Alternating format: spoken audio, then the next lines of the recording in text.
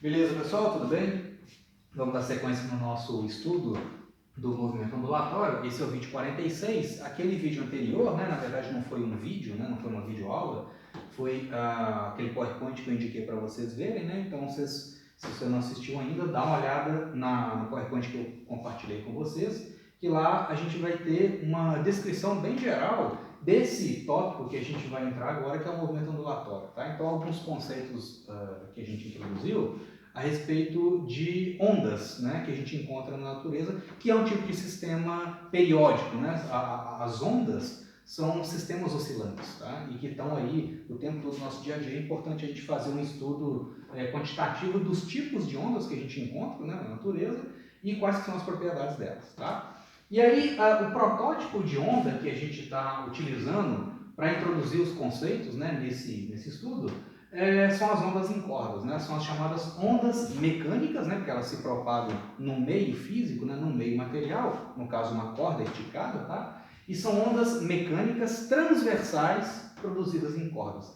Essas ondas recebem esse nome, de transversais, porque a direção de oscilação vertical dessa onda é perpendicular à direção de propagação dela, Então imagina que você tem uma corda que inicialmente está esticada, ela está amarrada aqui numa parede, por exemplo, e você está aqui com a sua mão na extremidade esquerda, Inicialmente a corda está toda esticada ao longo do eixo X. Aí você começa a produzir perturbações periódicas nessa extremidade esquerda aqui, levantando e abaixando periodicamente essa extremidade da corda. Então o que você está fazendo?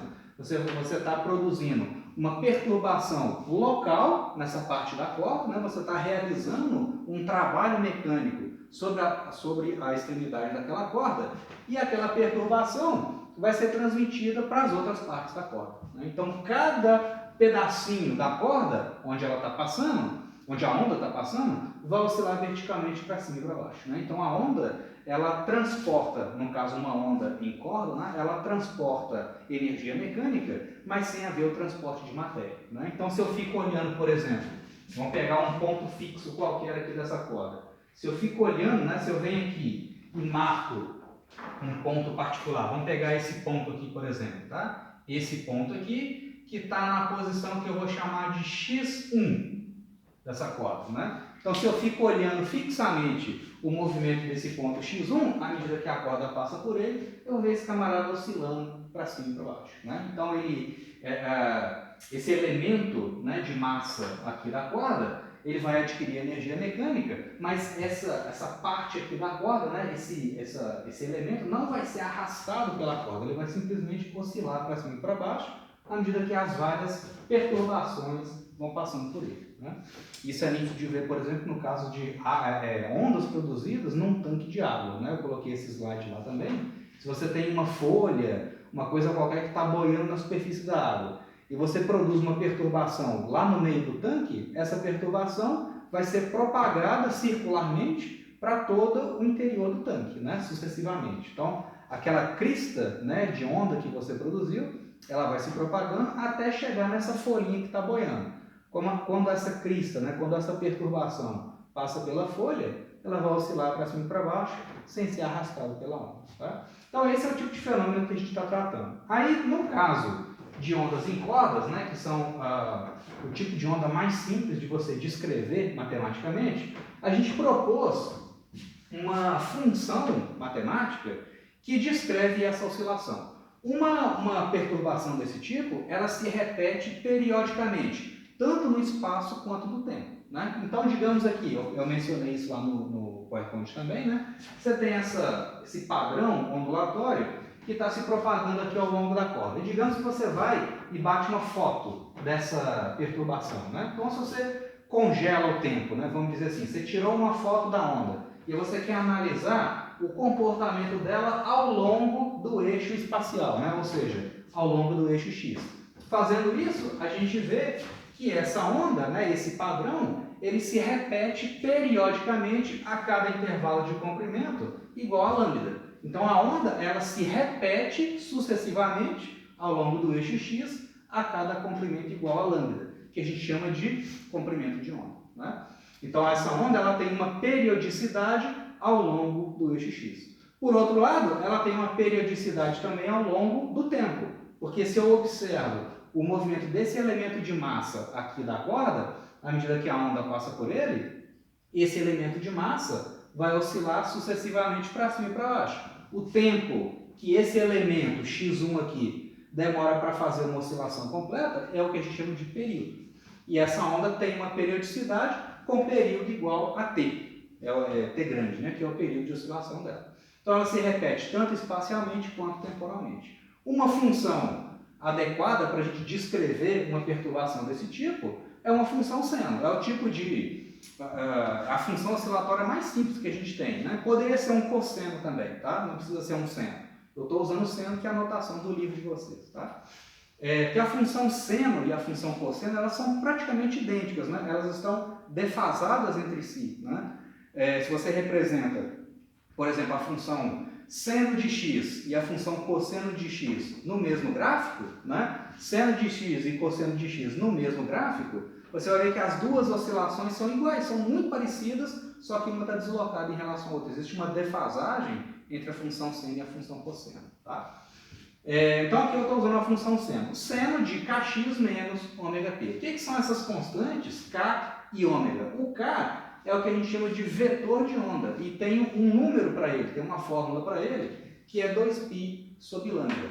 Essa forma matemática para o vetor de onda, como a gente já vai ver aqui na sequência, essa forma matemática, junto com a função seno, garante a periodicidade dessa oscilação ao longo do eixo x. Tá? E esse ômega é a frequência angular, que a gente já conhece lá do estudo do sistema massa-mola, né, e do pêndulo simples. Tá? A frequência angular é simplesmente 2π vezes a frequência. Frequência é o número de oscilações por segundo. A frequência angular é o número de oscilações por segundo vezes 2π. Né? Ou também posso representar como sendo 2π sobre t, porque a frequência é o inverso do período. Né? Período, tempo para uma oscilação completa. Frequência é o número de oscilações por segundo, tá? Ou seja, por unidade de tempo. Tá? Então, essa fórmula específica, né, para a frequência angular junto com a função seno vai garantir a periodicidade temporal dessa função. Tá? A gente já vai ver isso na sequência. Então, beleza, vamos ver que, de fato, essa fórmula matemática junto com essas definições vão me garantir o comportamento que eu quero, que é esse comportamento periódico no espaço e no tempo. Né? Então, olha só, vamos analisar a periodicidade espacial dessa função matemática, né, que supostamente descreve essa oscilação. Tá? E a gente vai provar que isso é verdade. Então, se essa função é periódica no eixo x com período igual a lambda, ou seja, se a onda de fato ela se repete a cada comprimento igual a lambda, então eu tenho que ter essa propriedade aqui. Ó. Eu sei que para que essa função se repita, né, a cada lambda, eu tenho que obedecer essa equação aqui. Ó. A função y, né, avaliada na posição x mais lambda, num certo instante de tempo, tem que ser igual à mesma função avaliada na posição x original, num certo instante de tempo. Repara, né, gente, que isso aqui, ó, y é o seguinte, esse y é a posição, eu esqueci de enfatizar isso, o y é a posição vertical de cada parte da corda num certo instante de tempo. Então, por exemplo, esse x1 aqui, ó, vamos observar essa posição x1, tá? Se eu quero saber, em cada instante de tempo, qual que é a coordenada y do ponto x1. Então, eu estou olhando para esse ponto aqui, ó. Eu quero saber, à medida que a onda passa por ele, né, à medida que a onda viaja aqui para a direita, qual que é a posição vertical, né? Ou seja, qual que é a distância do ponto até o eixo x em cada instante de tempo. Por isso que eu tenho uma função de duas variáveis, né? É um y de x e t. Posição vertical de cada pedaço da corda em cada instante de tempo. Tá?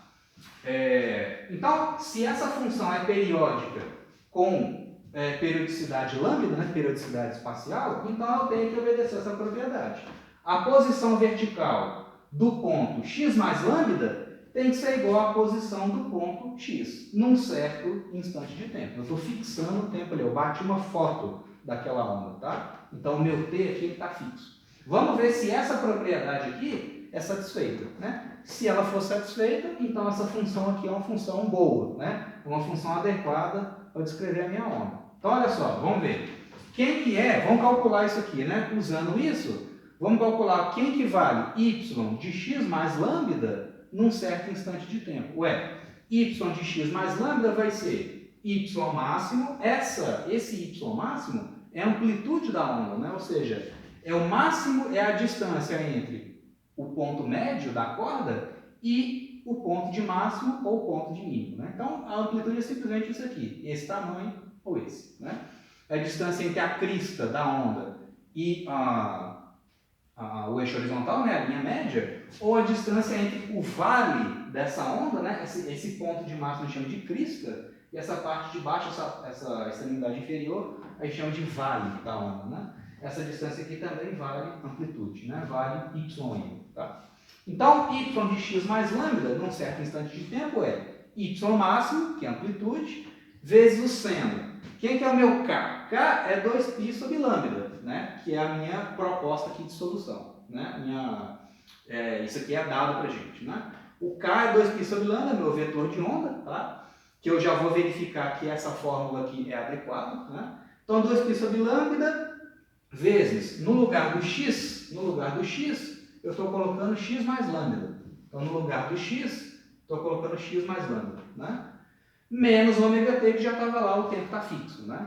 Então, o que é isso aqui, gente? Olha só, vamos pegar essa expressão, ó. Y máximo vezes o seno. Vamos abrir esse parêntese aqui, né? Vamos fazer essa multiplicação aqui, ó. Né? Simplesmente abrindo esse parêntese aqui, ó. Eu vou ter o seguinte, né? 2π vezes x sobre lambda, está aqui, mais 2π sobre lambda vezes lambda. Então, vai dar 2π, né? Menos ômega t, que já estava lá, né? O argumento temporal. Olha só, gente, eu tenho y máximo vezes o seno de uma coisa mais 2π. Esse 2π aqui, ó, vai fazer alguma diferença no cálculo do seno? O seno de um ângulo ou seno do mesmo ângulo mais 2π é a mesma coisa, né? Porque a função seno, ela se repete a cada 2π radianos, né? Então, isso não é novidade para ninguém. O seno de um ângulo θ é a mesma coisa que o seno de θ mais 2π, para qualquer que seja o ângulo θ. Então, quando aparece um fator de 2π, né, uma constante de fase igual a 2π radianos, eu posso esquecer ela completamente, porque esse cara aqui não vai modificar em nada o valor do seno. Então, eu esqueço esse cara aqui completamente. Ele não vai fazer diferença nenhuma no cálculo do seno, né, no resultado do seno. Então, isso aqui é a mesma coisa que y máximo, seno desse troço vezes x menos ômega t. Ué, mas o que é essa constante aqui, ó? 2π sobre lambda? 2π sobre lambda é o meu K. Né?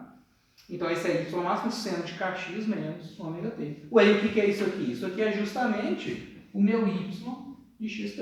Então, eu acabei de provar que essa propriedade aqui, ó, ela é satisfeita, né? Dada essa função matemática com esse valor para o vetor de onda. Né?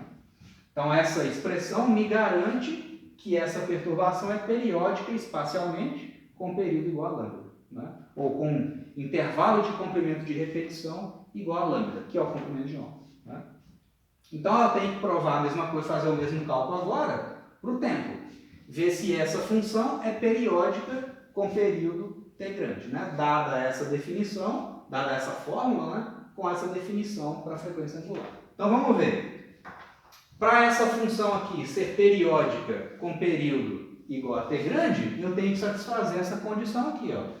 Y, numa certa, ou seja, a posição y de um certo elemento de massa dessa corda, avaliado no instante t mais período, tem que ser a mesma coisa que a coordenada y daquele ponto, eu estou fixando o ponto, num certo instante de tempo.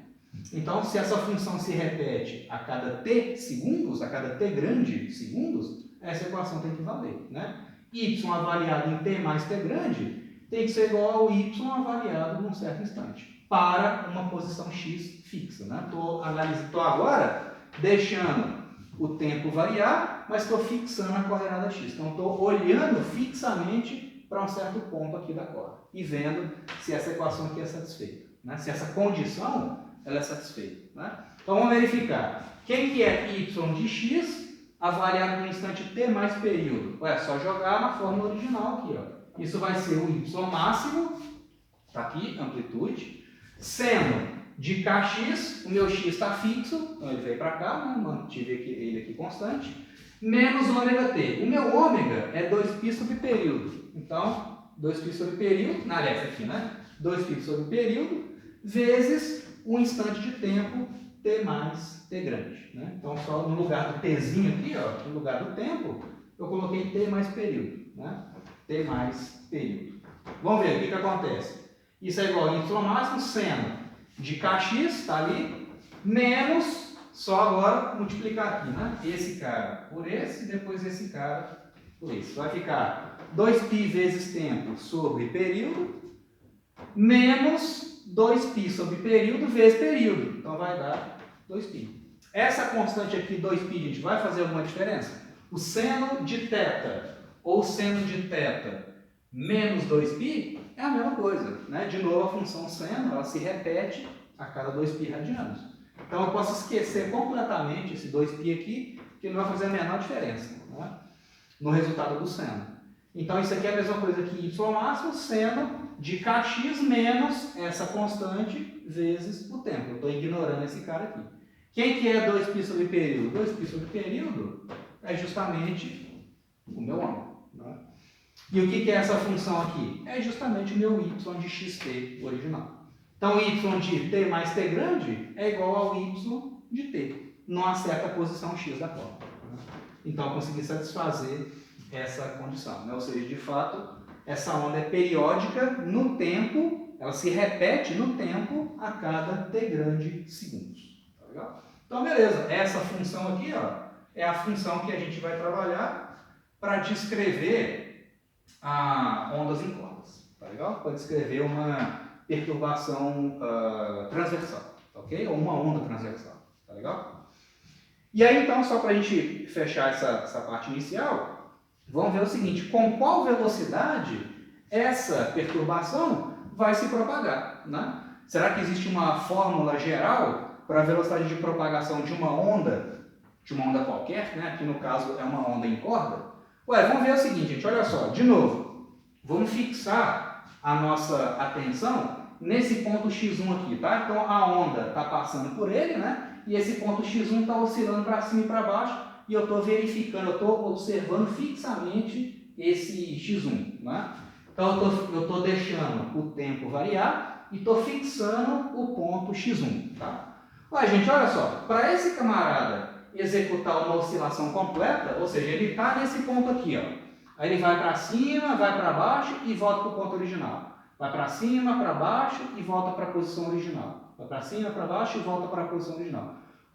A cada quantos segundos que isso acontece? Qual que é o tempo de repetição da onda? Não é o período? E para que ele execute uma oscilação completa, qual que tem que ser o deslocamento horizontal da corda? Não tem que ser lambda? Quando essa corda ela desloca para a direita de lambda centímetros ou lambda metros, esse ponto executa uma oscilação completa, né? Então eu tenho uma oscilação completa correspondendo a um deslocamento lambda da corda num tempo igual ao período. Ué, então fica fácil definir a velocidade da onda, né? A forma geral para a velocidade de uma onda, né? Então um ponto x1 qualquer, tá? Ele executa uma oscilação completa quando a onda, né, se desloca por uma distância igual a lambda, né? Então qual que vai ser a velocidade de propagação dessa onda, né? Qual que é a velocidade com que essa onda está caminhando aqui para a direita, por exemplo, tá? Qual que é o módulo, né, dessa velocidade?